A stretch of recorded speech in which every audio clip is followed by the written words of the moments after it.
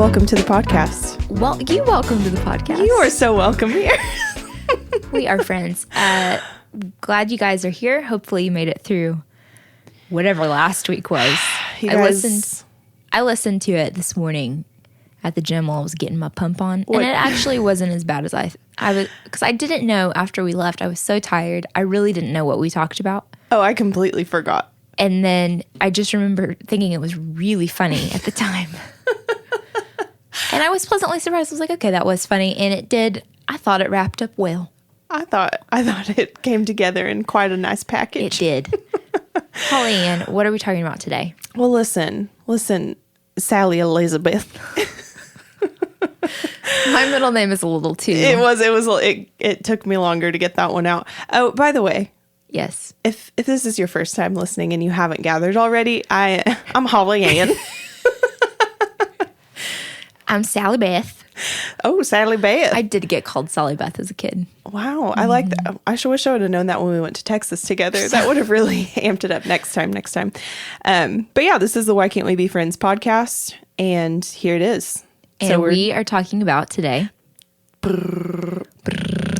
We had a listener submit to us just a little submission of what she would like us to talk about, or just like a topic idea. But really, more than anything, it was just her being vulnerable and honest with us. And she said, I'm struggling with having an identity outside of being a mom. How do you not lose yourself? How do you find new interests or hobbies? I love being a mom, but I miss my old self a little bit. And There's a lot there. It's also, we're coming into Mother's Day. that's right. So we're kind of christening the month of May. It's being christened right before you Mom right now. talk. So I thought that was a really good question, or just conversation starter. Oh, yeah. Well, and I think, too, speaking as a mom myself and as a younger mom, knowing that I have felt all of those, and not that I've been like, oh, I feel like I've arrived and I've executed every single question that she put in there. But I definitely think, yeah, this is something that most women go through. Yeah. So you are coming into motherhood is a little bit different, because you were planning on having babies. Yes. And I was planning on having babies, but Dot was a complete surprise to me. Surprise. And so I feel like the way that you entered motherhood and the way that I entered motherhood were different, just because you were expecting it and I was not expecting. How long? But we were both expecting. But neither of us are expecting right now. Correct. How long were you and Andrew married before Dot? We were married 7 years. Let's sidebar for a second. Mm-hmm. Let's paint a family tree for our listeners who maybe don't know us personally, or you haven't gathered already. So myself, I'm married to Micah. We have one daughter, Everly. And I am married to Andrew, and we have one daughter, Dot, and a son, George. So for context, the rest of the episode as we talk about our children. Now you know. Now you know. Back to the conversation. Thank you, Holly. Yes, you're welcome. I was married 7 years. Growing up, my mom got married. Growing up, I always thought I would get married young, which I did. I got married at 19. If you want to go back and listen to that, go back to the last week's episode. The last episode's a gem. I got some great marriage advice for the bedroom, you guys. No, I'm kidding. My mom got married at 18. My sister got married at 19. So Wow, I didn't know that. it's a family thing to just Yeah. get married young. And I just was like, I'm going to get married young. And I remember, it's funny now, I had a high school boyfriend, and I remember talking about in high school, like, yeah, I'm going to get married when I'm like 18 or 19. And him just kind of looking at me. The pressure setting in. Pressure, yeah. I didn't marry him. Anyway, so I knew I wanted to be mom, knew that I wanted to have kids, and I thought that I would be done having kids by the time I was like 25. I was just like, I'm going to have 4 kids. I want to have them. Wow. Yeah, I had all this planned out. Whew. I was going to name one of them Seth Aaron. Oh, okay. That was the name of someone came to on your Project Runway that I really liked. Where else would you Aaron, pull? yeah. Where else would you pull Seth child Aaron, yeah. names from? So anyway, I was so sure about all of that, got married young, and then I just was not ready to have definitely not year 1, definitely not year 2, and then like year 3 or 4, my sister was like, you need to have a kids. And I was just like, I don't want to. I had a dog. Oh, I had did a the dog. classic single person, or not single, married couple without kids. Our pet is our baby. And so she kind of filled that itch. And I had nieces and nephews, but I was just dragging my feet. That's so interesting that you had so what changed from, I'm going to get married at 18 or 19, then by the time I'm 25, I'm going to have four, did you say 4 or 5? 4. 4 kids. 2 boys and 2 girls. I didn't realize that you and Andrew had waited 7 years. I don't know why I thought you were like one of it was our honeymoon and we got pregnant. No, it was actually a lot, like the longest of anyone in my family. I know what it was after a lot of self-reflection. So I was involved in small groups, hosted a small group. And at the time I was in a small group, I can't even remember what the topic was, but I think it was a book. It's a book by John Eldredge. It was called Waking the Dead. Anyway, I can't remember if I agree with it theologically now or not, but beside the point. For me, when I was reading through it, it was a lot about my high school experience. And I was thinking, I'm a pastor's kid. My dad founded my school. So no pressure. Isn't that how everyone's life was? My dad founded our school as part of the church. And so my dad literally, no, I do not overuse that word, created the school for me to go to because my siblings did not have a good school experience. He did not want that for me. I'm a lot younger than my siblings, so it's not that he loved them less. It was that he had time. Anyway, so when you are, I'm sure that, let me finish the sentence. When you are in a position of like your father or parents are like an authority figure or in leadership, specifically a pastor's kid, people automatically have what they think you are like thought out in their mind. Yeah. So I hated everyone I went to school with because of that. Because they thought I was just like fed with a silver spoon, got everything I wanted, super holy, wouldn't get invited to parties because I was the pastor's kid. You wouldn't get this. Just, I felt like untouchable, like people just didn't want to, I think they were afraid that they were going to get in trouble or something. Yeah. Probably. And so it was very isolating. So I remember when I graduated high school, this is a roundabout way to get to why I didn't want to be a mom, but it's all No, relevant. keep going. When I graduated high school, I remember thinking, I hate all of you. And I hope I never see any of you again. Like I remember thinking if I see any of you again, it'll be too soon. Like I was just so mad. And there had been specific things, mistreatment from people. I was just so furious. And so I get into this book and it kind of makes you, I don't even remember the questions, but it kind of makes you go back. And I really realized through reading that book that from high school on, I had kind of been living my life to prove all of them wrong. Like this is so funny. I was laying on the floor. A lot of life moments for me, like critical life moments, happen when I'm like laying on the floor crying in various rooms in my home. I don't know if that's nice. Yeah, on my rugs. Maybe it's because I love rugs. I just want to be close. That's being close to your rug just really brings me closer to God. You know, it's who you are on the mat. Yes. So I remember this so clearly. I was in my front room crying on my floor. I don't know why. And I was praying and just like frustrated about, I don't even remember what at the time, but just frustrated. And I just had this thought, high school, and there was this contest I won called Mrs. Myers Soap. That's a whole other story. But it was like high school and Mrs. Myers were the same thing. And I was just like, what does that even mean? I just thought about it. So I was homecoming queen. I prayed every night before bed to be homecoming queen. I wanted it so badly. And then I won a contest for the hand soap company, Mrs. Myers. And I was like, okay, both of them voted like approval from peers, notoriety. Both times I thought, if I could just get this, that will be what makes me happy. And it was like one of those life-altering moments. It was like, oh my gosh, I have been seeking approval from people that aren't around anymore, that don't see what I'm doing. And I'm holding myself back from doing other things because I feel like I can't have kids until I'm successful outside of motherhood.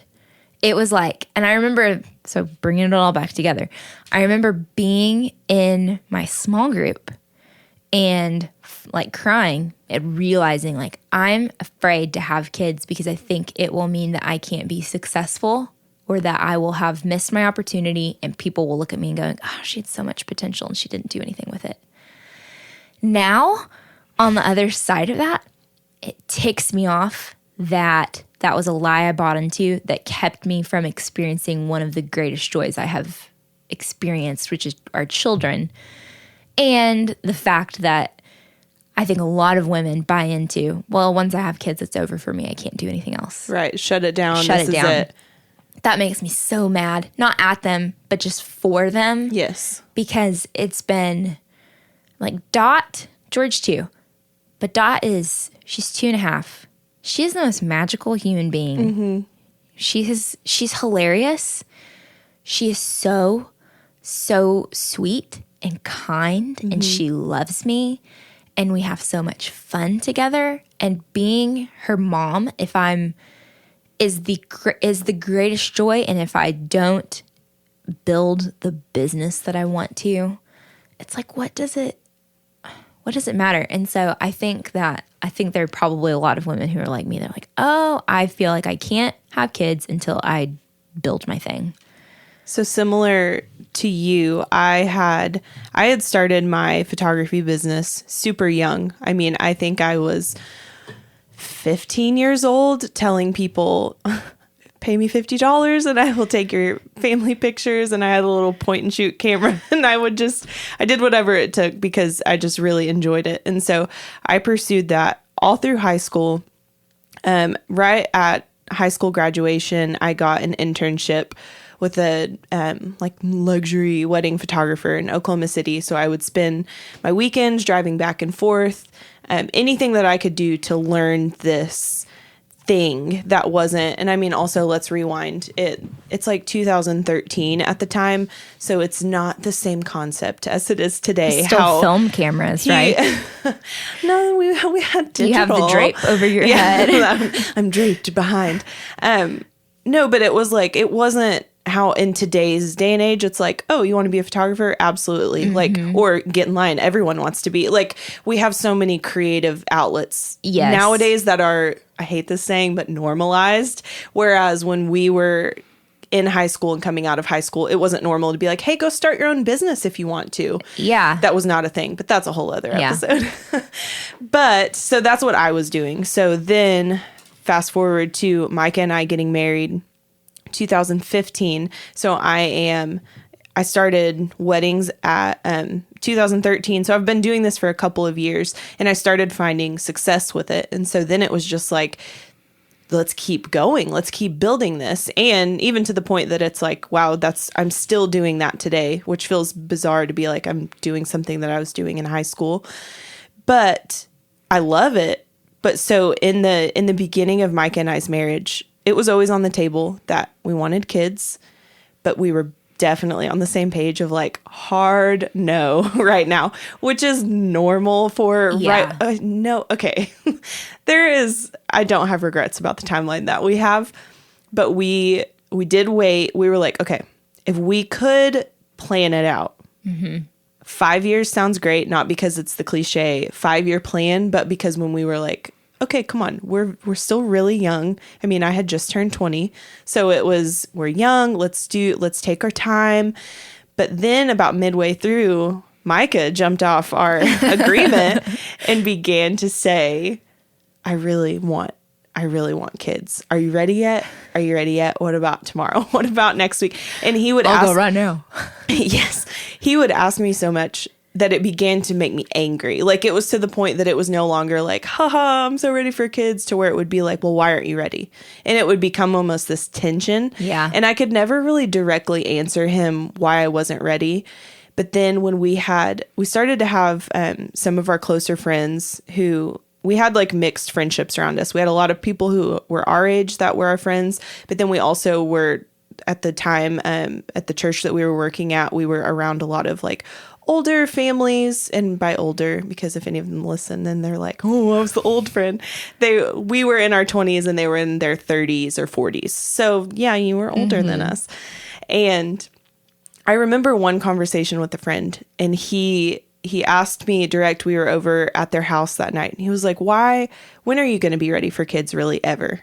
And it was the most, like, this conversation and the setting, it was the most direct anyone had asked me without me being able to either, oh, we're just not, like, wish it away. Like, he wasn't going away because I was at his house. So it was this direct conversation. And I said, I've finally made it, like, with my business. And I want to ride this out. Like, I want to see, sky's the limit. I want to see where I can take this thing. And I remember him just saying to me, like, I hear you. Because he's also, like, in his and his wife's marriage, like, he is a very successful business guy, like, all this thing, but he had 2 kids. Now, I will say, side note, they got pregnant on accident early on in their marriage. So theirs was not, it wasn't necessarily like they chose. Right. But all that to say, so they had just grown through this different experience and were wondering why I was so, like, I just resisted it. And so once I voiced that it was because I'd finally made it somewhere and I wanted to build this up, I locked into that in the sense of it's absolutely off the table, because I absolutely am building my business. I'm winning awards. I'm getting published. All of the things that were I have made it. Like, I'm booking huge weddings. I'm going out of state. Like, it just felt like this. Like, I have almost kind of similar to, I think there's that in all of us from high school or just adolescence, where we're like, I'm going to show somebody that I am someone. Yeah. Again, we've got so many episodes we could do out of this. All that to say, so at this point, we're going into our 5th year of marriage, and it was March 31st, 2019. I'm not even joking. We were still working at a church, and so we had a night. We were doing a worship night. Micah and I were worship leaders, and so we're leading the night. And so I am not in my head or in my feels thinking about me. I'm thinking about the songs that we're doing. I mean, it's a different perspective. Thinking about the Lord. Thinking about the Lord. Just thinking about what, it's just a different headspace. Yeah. And in that moment, I just felt in my heart. So, we're just going to say, this is one of the moments I can say 100%. I felt like I heard the voice of the Holy Spirit, and I do not say that a lot or ever. Okay. But it's because it was just so, that was not me. I was just sitting and we're singing, and out of nowhere, it was just like, your legacy dies with you right now. Ouch. And Jesus. Yeah, it hurt really bad. And I say that, and I'm not, again, the disclaimers are just all around this place right now, because this is not anyone, this is my story. This is how I experienced it. If you feel convicted or like we're talking to you, take it up with the Lord. Don't take it up with us. We are just talking. But this is actually a private conversation. If you guys could if you could actually, who let you in? And so it was that your legacy dies with you right now. If something were to happen to me right now, next week, next year, in the mindset that I'm in, all of these things that I think I'm building up stop here. It doesn't go beyond me. And I could not, I remember it stopping me in my tracks and being like, oh my God. And it was not like I was like, oh, I'm ready for a baby. Yeah. It's a pretty convicting it thought. Made me just feel, well, for one, I felt sad, if I'm being honest, because it also felt like, but I'm working really hard. What do you mean it dies with me? So it felt it didn't feel like this relief of now I can go be a mother. Yeah. It just made me stop and really start to evaluate what am I doing this for? Who is this for?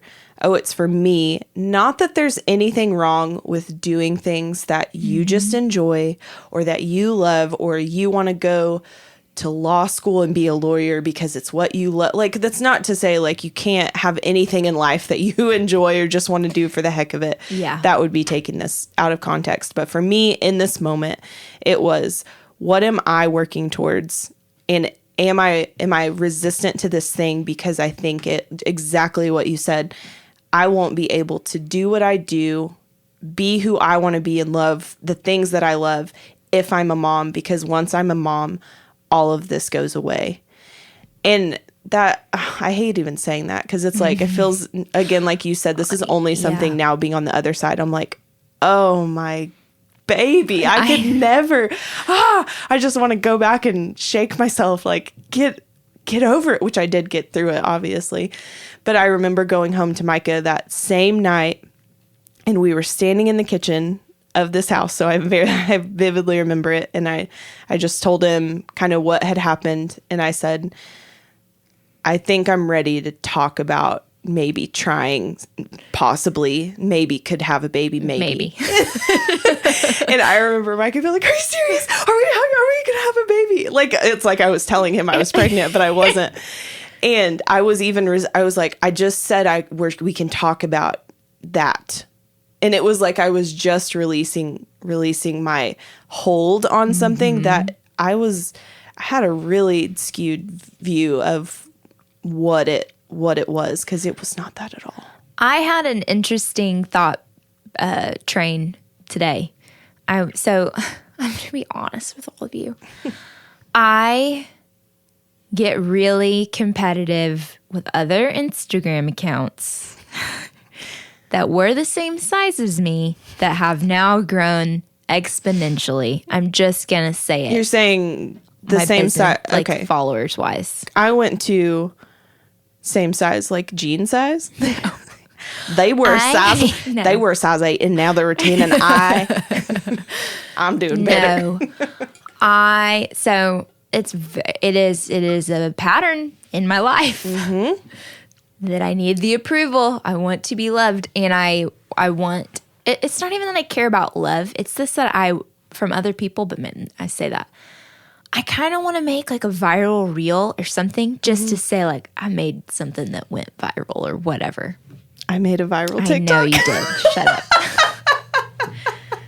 It has changed nothing in my life. Happy for you. Yeah, I know. It's been fun. So I was looking at a couple people because I was off social media for my fast during Easter, and it is back in. It is a problem. It has taken root in my life after just 1 week. And I was looking at some of my friends and just kind of, I think it's because it's like a problem that I'm trying to figure out how to solve. Like, how do I do this and it is a creative problem, and I do enjoy creating things and whatever. And I was just thinking, okay, Sallie, Instagram goes down tomorrow. TikTok, whatever. Your reels are gone. Or nobody is going to remember you. No one will remember that you were ever here. There was an Instagrammer I followed. She actually lives in Tulsa. She had over 500,000 followers. Huge deal. She deleted her Instagram because she's got kids, or she left it up, but she's not engaging with the platform anymore. 500,000 followers. I don't see anybody mentioning her. And it's not that she was not cool and didn't create good stuff. It's just like the internet is ever evolving, and there's new content. I don't even get on TikTok because it is so over. It's just like boom, boom, boom, boom. Like I have to take a breath, but I just remind myself they won't remember that you weren't here, that you didn't post on Tuesday, April, whatever. Yeah. You know who will remember that you weren't with them or weren't engaged? Dot and George. They'll remember. They'll remember that you, and Dot has even started saying, she said the other day we were on the bed and I was looking at, I don't even know if I was on Instagram, but I was looking up something on my phone and she goes, put your phone down. My 2-year-old told me to put my phone down. And I was just like, oh, wow, this is a problem. Why am I Why do I want strangers' approval more than my children, more than my husband? Why does it matter more to me? And it was just like, ugh. That's how I feel. It's gross. This kind of goes along with, I think, Sally and I frequently joke that the real podcast is in our text messages because we send audio messages which back and you forth. can never listen to. You will never. It is forbidden. But it's, I mean, honestly, it's just our day-to-day in the moment ridiculous frustrations, or just, here's something stupid that I'm thinking of, or it's ridiculous. It's all over the place. But I can't remember if I sent you a video or if I was just referencing the video. It was a joke, but it was something about normalizing things. Yes. And it's so interesting because even with what you're saying and then backtracking on us talking about just our approach or what this picture that we had of what motherhood was or was all based around, and even like, okay, tying it together to normalizing, we're constantly needing this approval from people who aren't even in front of us or in our lives. Like I want it to be normalized. What was the example you said? I want it to be normalized to order dessert. Yeah, I said the phrase I used, which is a Christian-y phrase, but sin, my sister and I were talking about this the other day. It's like sin recruits. Mm-hmm. When you're doing something you know you shouldn't be doing, you want other people to join in on it with you. So if I'm on an eating plan and I really want to cheat and eat dessert, what do? I try to get the whole table to eat dessert. If I'm at a gathering and I see that someone is not eating cake, what do? Are you not going to eat some? Go get one. It's just, and I'm like, I don't know what's going on with them. They could be on an eating plan too, and they just have a stronger will than I do. Right. But I want people to join in with me so that I don't feel so bad about what it is that I'm doing. Or we justify our bad behavior to ourselves. Well, and I think all the time. I think or I do. 2015 Holly, or between 2015 and 19, if that phrase normalize, I probably would have been all over it, of normalize being a successful businesswoman who doesn't want to be a mom right now. And it's like, why do I need everyone else to jump in on that? To talk about it, when here's the thing, just be confident in what your decisions are. If you do want to be this quote successful businesswoman who doesn't have kids, well, you just live your life, and I'll live mine. But this constant push and pull of like, well, do you approve of what I'm doing? Are you doing? Wait, okay, so you have kids, so okay, then you'll understand. Like I can meet you here, and it can be this level playing field, and I don't have to feel less than. We want everyone to accept what we're doing all the time. And I think that is one of the big things, pulling it back to this initial motherhood topic, is we feel like if we hear from enough moms or people who decided not to have children, if we hear from enough and we can pull from the pot and get enough opinions and all of this input, then we will make the right decision for ourselves based off of people who aren't in our lives or living day to day in our homes. Ouch. Yeah. And I think there's like trendy motherhood, which is we need to normalize being honest about motherhood, but honesty has turned into complaining. I saw a video that broke my heart the other day. It was a mom. It broke my heart. She was bringing her kid like chicken nuggets. They're made out of letters. It was like a 3-year-old. Like if I was bringing Dot and she was bringing her a tray, little girl was, "Thank you, Mommy." And the letters spelled out, "You piss me off." And it's a little girl who can't read. Oh. It broke my heart. And I was just like, if you find this funny, I have a problem with you. Telling a little kid who doesn't know what you're saying. And I just thought, is she going to grow up someday and see that video that she's having lunch with Mommy and Mommy's passively aggressively telling her, "You piss me off"? I was just like, can I imagine telling Dot? Listen, guys, I am not saying that my children never get on my nerves. Because they do. Yeah. They do. I can lose my cool with my 2-year-old, but I just think never to the point where I resent her existence. For what? Mm-hmm. So I can be on my phone, make a TikTok video. Yes, make a TikTok video, and it's trendy and it's culturally relevant to be a mother who resents motherhood. Mm-hmm. And I think it's keeping young women. I know it is. It's keeping them from jumping on because they believe I don't have an identity outside of motherhood. And I think a lot of current moms have bought into this too. Like, I don't want to be home with my kids. I'm like, being a mom doesn't mean you have to be at home all the time. Mm-hmm. You can, anything that you do, you can include them in. It's not going to look like it did before you did it, but you can still include them. So my friend Courtney, if you guys want to go follow her, she has a clothing company, Rooney, Rooney, and she has a personal account, Courtney Weston. She has a little cooking tower. She just made a reel about it. That she bought, and her little girl is 2, and she includes her in cooking and making bread and cutting flowers and doing all this stuff. Like, she includes her. Mm-hmm. Do you know what happens when you include someone else in something? You end up not resenting them for it. And it's, I don't know. We might be stepping on some toes here. Oh, I mean. If you're mad, I'm sorry. It needs to be said. I just think this is too precious a thing for it to be normalized, to be hateful to your children when they have no way to defend themselves online.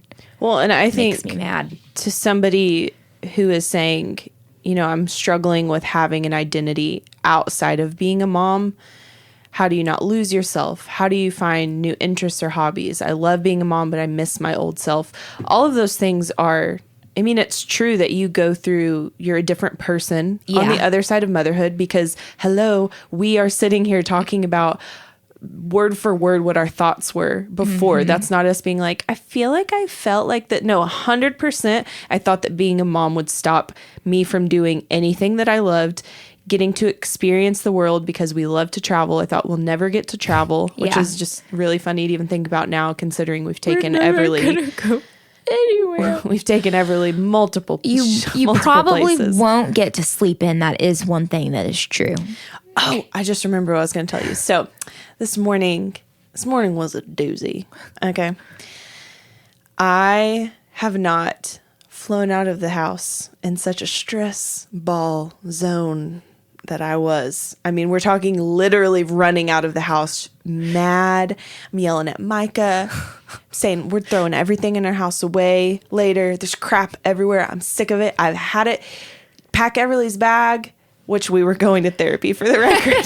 Physical therapy for Everly. Take her. So, get out. I love my baby. Take her. I love being a mom so much. Pack your bags. Get out to the streets. No, but I was so frustrated. And there, Sally has seen it. I sent her a video the other day. Our laundry's out of control. Things are in chaos. Well, you know what I did today? No, let's back up. You know what I did last night? I stayed up until midnight. And guess what? This morning, slept until 8. And I had to leave the house by 9:30. So that means I had to get myself and my child up and get us fed, dressed, and out the door by 9:30. It was 9:35 when I made it out, for the record. But I was mad at Micah. I was mad at all of these things around me. When in all reality, it was on me. 2, number 1, go to sleep. Yes. Put your freaking phone up. I'm talking to myself. I'm not talking to anybody else. This is a self-talk right now. Put your freaking phone up. Go to bed.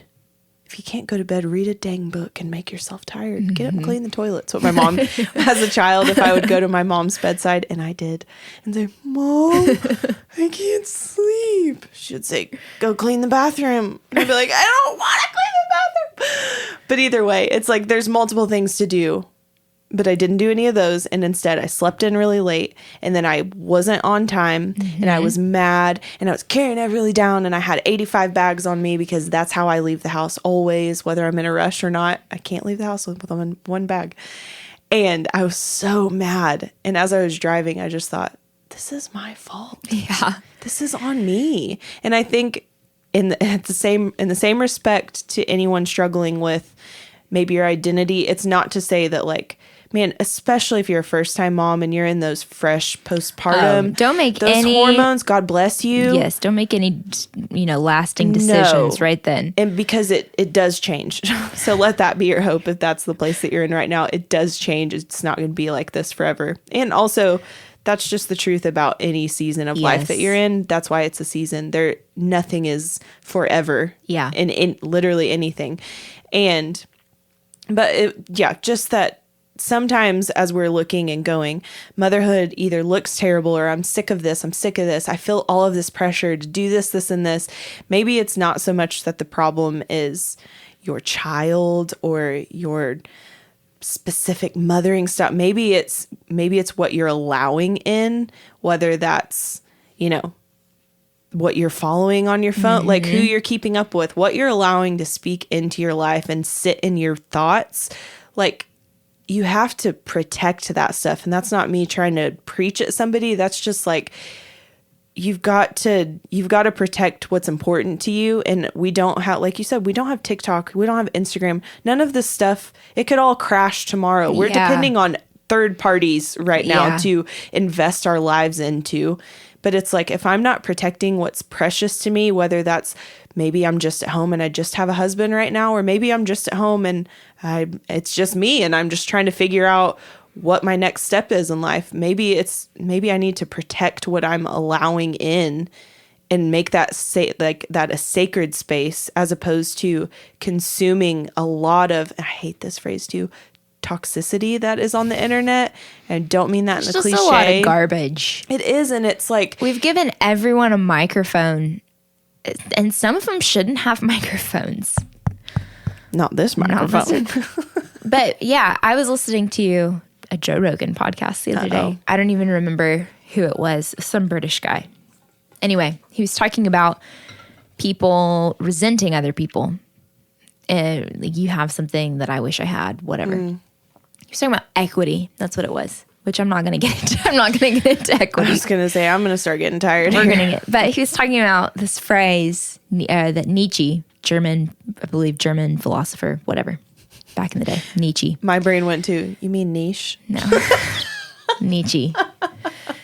Anyway, was saying that if someone said, I resent people because I don't have X, Y, Z, and I wasn't born into these, whatever, Nietzsche would say, you're right, there is someone to resent, and you need to look at the mirror and see who that person is, because they were talking about, it was a broader conversation, so don't just go off of what I'm saying, but they were talking about how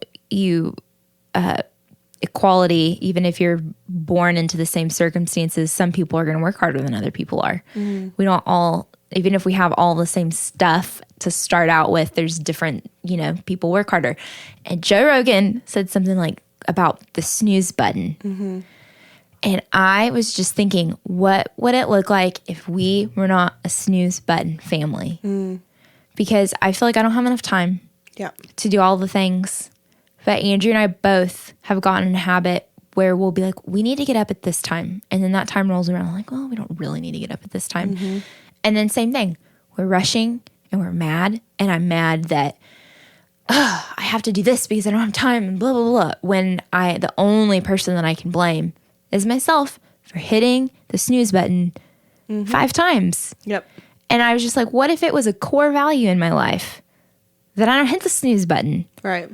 And then let's just like do the thing you say you're going to do. Yeah. And so I think that when you evaluate what you don't have time for, when you're like, oh, I don't have time for this, just like evaluate what you do have time for, and you will see that, no, you have time. You're just spending it on the wrong things. I am preaching to myself. Oh, yeah. Because I was on my phone way too much today. Way too much. And I just want to go, you think you don't have time to work on your business? Yeah. Yeah, you do. Yeah. you're choosing the things that are more fun over the things that are important. It's And so hurt, good, but and it it's hurt. so bad. And that's why I think children are an important, do this in a way that no other relationship can. It forces you to be non-selfish, unselfish. You have to be. Yeah. And my sister sent me a tweet the other day. It was like, every year you don't have a kid. And listen, I also just want to say, I know that there's some of you listening who want children. It's not for lack of wanting. So please. Oh, yeah. Please do not. I am not. Just have a kid. I have dear friends. Yes. I'm like, so we completely. I totally understand. But this tweet said, every year you choose not to have children is one less year with your child, with your grandchildren. Are your brunch plans really that amazing that you're willing to put that off? And when I think about like the things that I miss, sleeping in, being able to stay out late, being able to go, I'm like, we could go to dinner every night. I'm like, right. Yeah. So I just think, if anything from this episode, I would just want to say, don't let fear of, I don't know who I'll be afterwards, keep you from something that's really amazing. If I were to put it in comparison, I'm not comparing motherhood to this. I'm just saying that exact concept, like you said, of the fear of who I will be. It's kind of like when we were all younger and you're about to graduate high school and maybe you were the person who, like I was, I don't know what I'm doing. It feels like all of these other people around me have this perfect plan and mine doesn't look like that. And it's that inner panic that we have literally all experienced on this earth. Everyone has experienced that feeling of, I don't know who I'm going to be once this happens, or I don't know where I'm going to go. I don't know what will happen. But we didn't have a choice. Like you have to go on. And that's the other thing, is that time is cruel and it keeps on going and it's not going to wait. And so this isn't so go ahead and turn this episode off and get to it. Please put on that Anthropology lingerie you got have a tucked baby. away. It is not about that at all. But I think more than anything, if there are these really big, what seems like struggles or mountains or something that you're facing right now, whether that is, I want to be a mom, but I'm scared, or I am a new mom and I'm scared, or I don't know what this looks like. I think it would just be that challenge, or heck, if you can't even get out of the house on time and maybe you don't have any of these issues, it's a whole different struggle. I think the same thing that applies to all of it is to check what you're allowing in and to evaluate, is it really everyone else's fault that you're in this place? Or is it, unfortunately, like myself, it's kind of on me. This one's on me, guys. This one's on me. I don't know how funny this episode was, but I think it was a good conversation. Maybe it's funny, like... Yeah. No. And again, if you've made it this far, I realize that motherhood in general is a very sensitive topic. And if we stepped on your toes and offended you, it was not our intention. I offended someone a couple weeks ago. I made a joke about, I don't think women are good drivers, and Betty. Oh, Betty was upset. Betty from Instagram was mad at me. Yes, Betty wanted you to check your analytics. Who does not listen to the podcast. So I realized that I'm, going to make some people mad. But I think more than anything, this specific episode and just this conversation, everything that we're talking about is not from, like we've said in previous episodes, not because we have arrived at some place and we are the all-knowing experts and what we say is the final say, because we can also fall into the category of, you don't have to consume what we're putting out there. That's true. Just like if they're, like we've said, I'm sick of certain Instagram accounts and I don't have to consume the things that they're putting out. And even if I hate it and I don't agree with it, I have the power to turn it off. You too have the power to turn us off. I don't know why you would. We're a good time.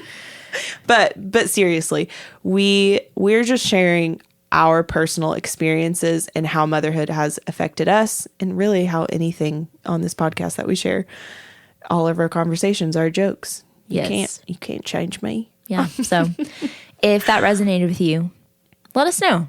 or I would love keep to the discussion going. I would love to have more conversation on this with people, especially if you are that person who maybe this hit a little closer to home and maybe you need someone to talk to.